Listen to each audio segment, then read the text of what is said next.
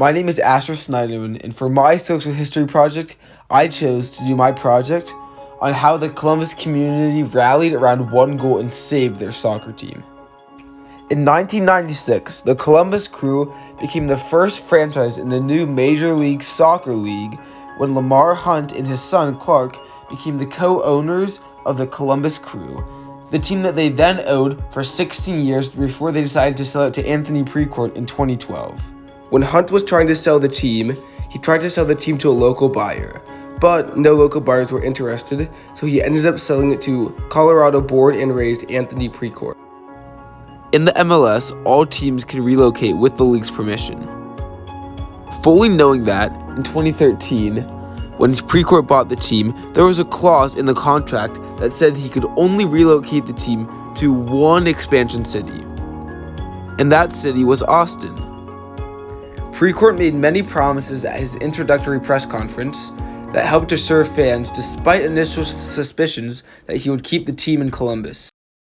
I do live in Northern California now and intend to be here on a regular basis. We will by no means be absentee owners.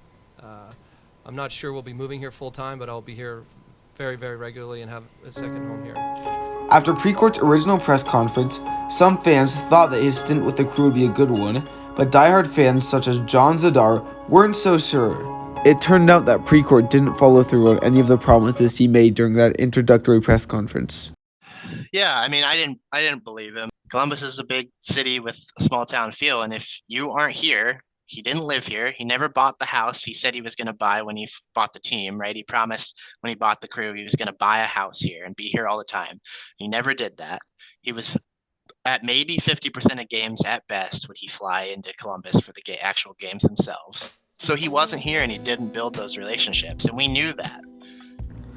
Because Precourt made little to no effort at the start to build relationships with people in the community, his stint as Crew owner was always going to fail. On October 16th, 2017, Grant Wall put out the tweet that would remain in the minds of Crew fans for years to come. The tweet announced that Anthony Precourt was going to move the team to Austin in 2019 if the downtown stadium couldn't happen in Columbus. Although some Crew fans already knew that Precourt was trying to move the team to Austin, this tweet shocked the Columbus community. Initial reaction was shock. To provide some context, I've been a Crew season ticket holder since 1999, so that's my team. And when Precourt had acquired the Crew several years earlier, he had represented he wasn't going to move the team. So it was quite a kick in the gut. It was shocking, and it created a lot of angst and anxiety.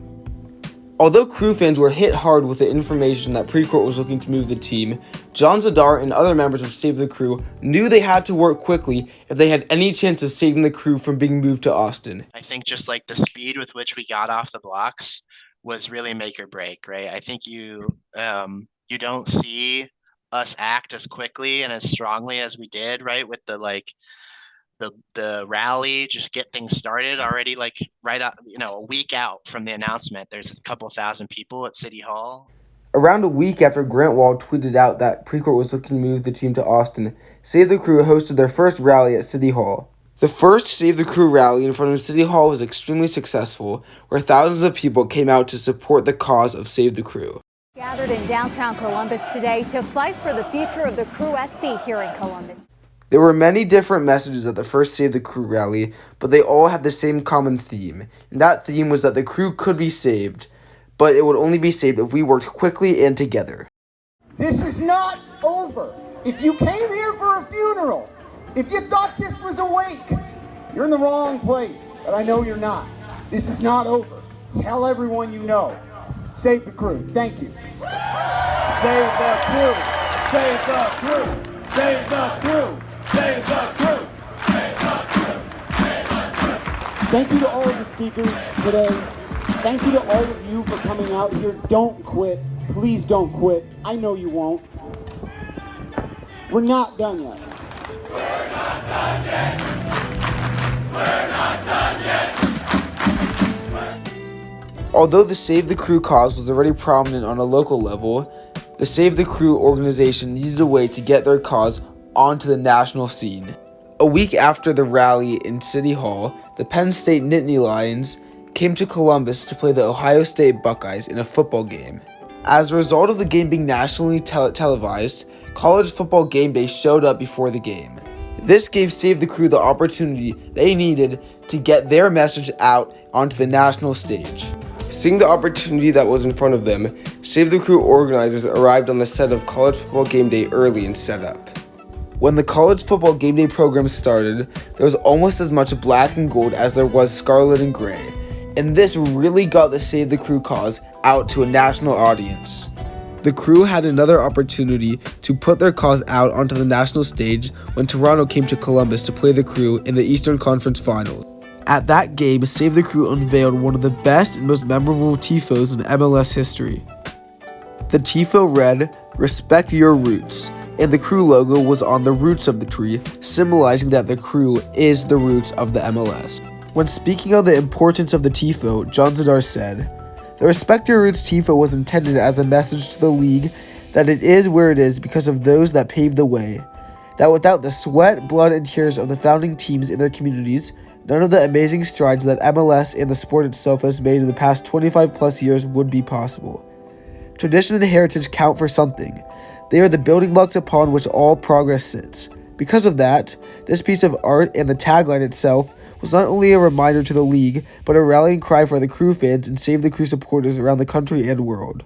An example of the international recognition the Save the Crew cause has received is in this photo, where Liverpool manager Jurgen Klopp, who is widely considered to be a top 5 manager in the world, is holding a Save the Crew scarf. The Respect Our Roots motto became so successful that even now, the Crew pay homage to the motto on their website. Around 3 months after the original Save the Crew rally in front of City Hall, Ohio Attorney General Mike DeWine in the city of Columbus filed a lawsuit against Precourt Sports Ventures. When announcing that lawsuit, he said, "Today, I have filed a lawsuit in Franklin County to try to hashtag Save the Crew and keep the black and gold in Columbus. Loyal Crew fans in Columbus have invested their time and loyalty in this team, and they have allowed the Crew SC to capitalize from financial incentives paid by their tax dollars. I am left with no other choice but to file this suit to ensure our laws are followed." The lawsuit was arguably the most important event in the fight to keep the Crew in Columbus. Kind of discovery and the beginning of the exploration of the potential for the lawsuit. I think that was really the big turning point. It was like, okay, now it's not just us being a thorn in their side and making a bunch of noise. Now there's actual like legal standing to back up what we're trying to accomplish. And, you know, not only did that, you know, hold them accountable, but also it delayed their ability to move, right? By saying, okay, you can't do anything. No one can do anything until we figure out whether the legal standing says you're even allowed to. So it kind of put the brakes on their attempt to just skip out of town as, you know, quietly and quickly in the night. So I think that was the biggest turning point.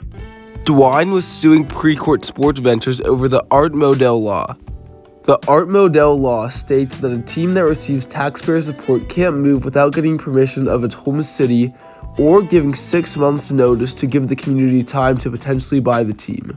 In 1995, Art Modell owned the Cleveland Browns in the NFL. Out of the blue, he announced that he was going to move the team to Baltimore, and then ended up moving the team 3 months after he made the announcement that he would move it.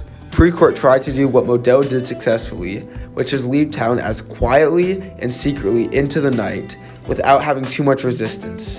When DeWine and the state of Ohio were suing Precourt in the MLS, that was the first time the Art Modell Law has been put into practice, because no sports team has tried to relocate out of Ohio since the Art Modell Law has been in effect. The MLS and Precourt Sports Ventures jointly filed a motion to dismiss the lawsuit. They argued that the Ohio Revised Code 9.67 does not apply to the Crew and that it is unconstitutional.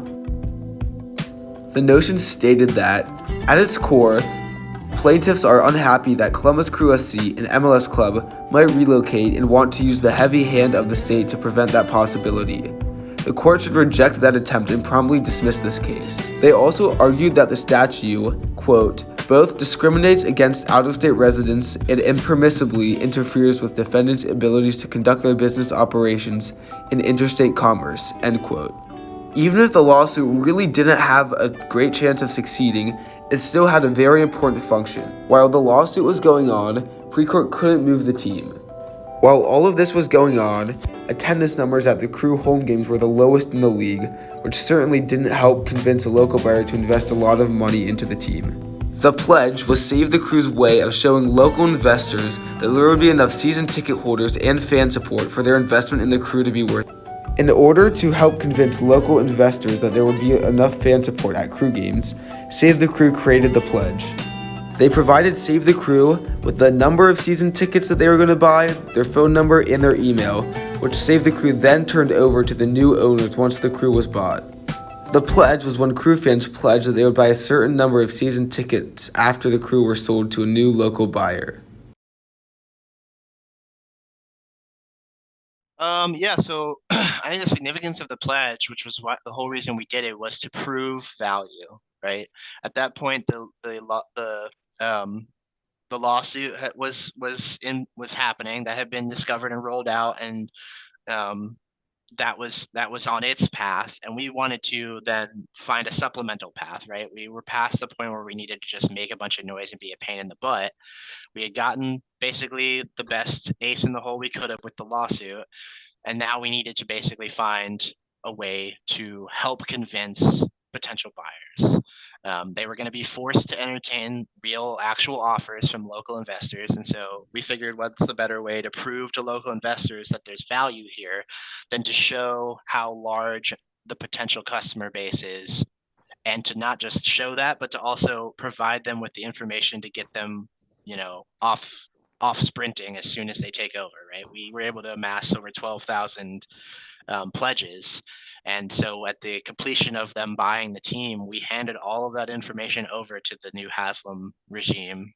So they had all those phone numbers and emails. They could immediately follow up and say, hey, we saw you pledged 4 tickets. Like, we're here to collect. Like, how many will you buy? If not 4, like, can we get like 1 or 2, right? Like, even if people were over pledging out of a desire to do good and be helpful, that information still had value. And so if you're thinking about buying a sports team, you want to make sure that sports team is going to have people in its stadium to watch that team. And the Crew hadn't necessarily had that very much lately.